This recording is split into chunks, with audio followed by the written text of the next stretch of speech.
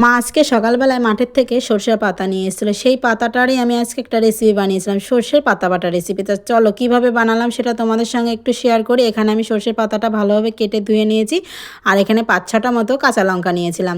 তারপরে উনুনে কড়াই বসিয়ে দিয়েছি, কড়াইটা গরম হয়ে আসলে আমি ওর ভিতরে সর্ষের তেল দিয়েছিলাম। সর্ষের তেলটা গরম হয়ে আসলে কাঁচা লঙ্কাটা দিয়ে ভালোভাবে ভেজে তারপর সর্ষের পাতাটা দিয়ে একটু নেড়ে চেড়ে লবণ দিয়ে ভালোভাবে এটা কিন্তু ভেজে নিতে হবে। এই যে আমার ভাজা হয়ে গেছে, এবার এটা আমি শিলপাটায় বেটে নেব। তোমরা চাইলে মিক্সিতেও বেটে নিতে পারো, মিক্সিতে শিলপাটায় বাটলে স্বাদটা ভালো হয়, দারুণ লাগে খেতে।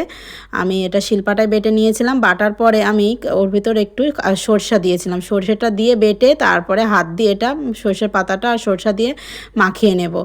মাখিয়ে আমি একটা বাটিতে তুলে নিয়েছি, আর এটা এবার আমি গরম ভাতে সর্ষের পাতা বাটাটা দিয়ে খেয়ে দেখব। সত্যি বলছি, গরম ভাতে আর ওপর দিয়ে একটু কাঁচা সরষের তেল আর সর্ষের পাতা বাটা দারুণ হয়েছিল খেতে। তোমরা বাড়িতে অবশ্যই ট্রাই করবে।